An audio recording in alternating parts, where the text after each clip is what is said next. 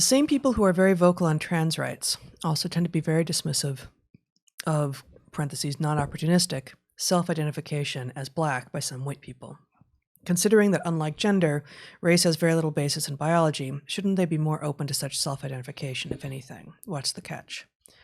And the question doesn't allude to it, but of course Dawkins lost an award given to him 20 years ago, I think, by the American Humanistic Association or something, because he basically tweeted this observation. Yeah. He just put these two observations side by side that we're not allowed to engage the question of transracialism, but we're obliged to accept transgenderism. Discuss. And this rears its ugly head with some regularity. I'm trying to remember, back in 2017, there was an academic who published a paper on this issue and found herself canceled over it. I'm trying to remember who that was. But in any case, first of all, I do want to correct one thing. The idea, yeah, you do know exactly what I'm going to say. The idea that race has very little basis in biology is both true and false. The implication of it is false. What we call race is the bastardization of a... That's what I thought it was. Mm-hmm. Yeah. Rebecca Tuvell in Hypatia wrote In Defense of Transracialism back in 2017. Sorry. Go on. So what we call race is a bastardization of a real thing, which might be called population or lineage, depending upon how what scale you want to look at it. And it is a bastardization that is itself born of racism. In other words, the idea of race is a weaponized version of an objective concept. That said, the objective concept captures, if we talk about whether or not you can correctly detect somebody's ancestry when you encounter them, on the street, in general, we're pretty good. And the problem is you can't tell what fraction of somebody is from Africa or from Asia or Europe. But you can in general tell that, if somebody is predominantly from Asia, it's not hard to recognize that. And that's not your mind tricking you. That's actual phenotype derived from genes that come from a different population. Some of that's going to be adaptive. Skin color is an adaptation to UV radiation, and the darkness of skin is an adaptation to how directly the UV radiation comes through the atmosphere. If it comes through at a big slant, you don't need very much melanin to protect you. If it comes in very directly because your ancestors are from the equator, then you need more melanin to insulate your genes from mutation. But in any case, the real reason that we do apparently take seriously the idea of switching sexes, which is not something that one can actually just simply elect to do. It's not possible. Whereas we somehow bar the very same concept when it comes to race, even though at some level that's much more plausible because lots of people exist between races by virtue of hybridization, and therefore how you identify, we all agree, is to some degree up to you, right? And the problem is at the extremes, we don't agree with that, which is inconsistent. But in essence, it goes back to what we were talking about in the first hour podcast, which is that effectively the unwritten rule of this game is we will accept those things that put people we decide should have an advantage at advantage, and we will reject the very same logic when it would give an advantage to people that we don't want to give an advantage. So this is basically all about logical cheating, and that's the reason for the inconsistency. There's so much to say here. Just a few things to add. We have two words over in sex territory. We have sex and gender. And there are a lot of people who are saying gender isn't real. It's a totally made up thing. No. As we've said over and over and over again, gender is real. Gender is, and we have slightly different versions of this, understandings of what it is. It's called sex role when it's not humans. It's the behavioral manifestation of sex.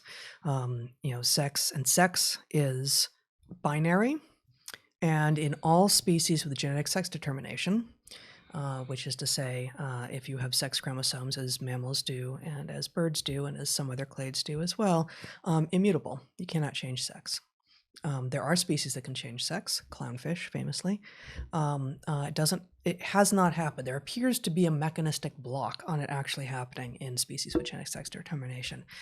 So in species that are sexual, as we are, 500 million years of uninterrupted sexuality in our lineage alone, we use the term gender to describe basically the software part of sex, and that's more the language that you tend to use. The sex is the hardware, and gender is the software of sex. Yep. Yeah, and gender will be a lot more fluid. Gender, sex is binary. Gender, likely to be strongly bimodal, but it won't be binary.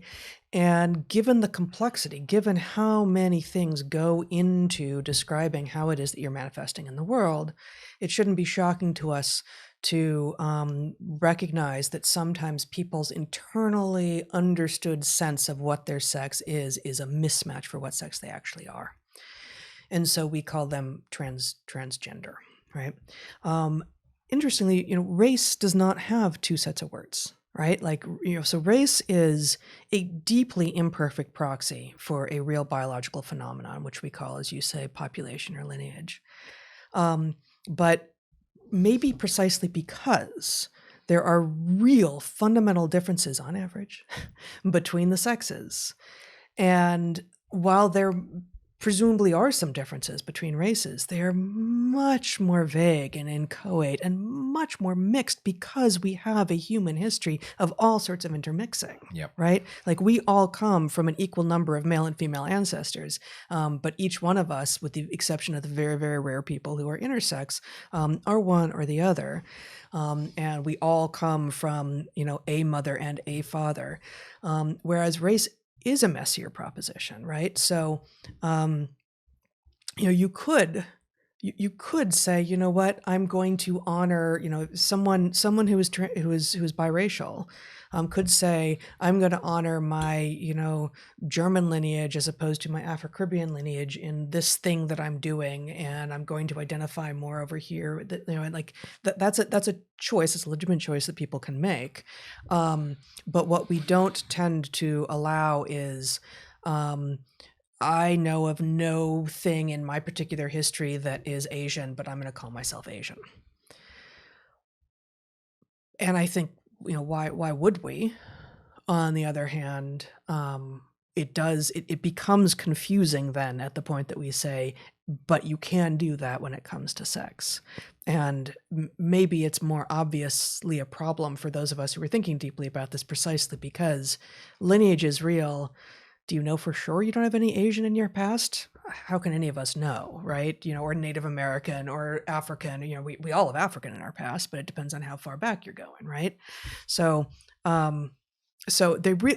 race and sex are just fundamentally different. And they're not fundamentally different because race is entirely a social construct and sex isn't, which is the place that you started. Yep. They're fundamentally different because we all have male and female ancestors, and we all are one, with a tiny number of exceptions of people who are intersex.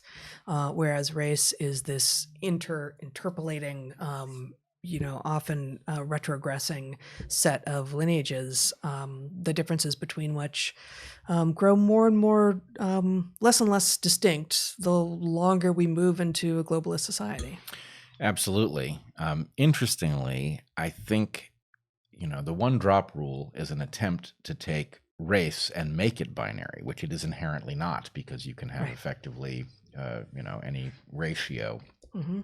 of races, and our sense of so you have a continuous variable that is race, and we have a racist past of attempting to make it binary, and we have the opposite thing taking place in sex space, where we have something that is inherently binary, and you have this force attempting to make it continuous. And the point is, okay, those are actually mirror images of each other. You've revealed that you're not working with logic. Yeah. That this is entirely ideology based. Yeah, you're cheating, logically speaking. Yeah.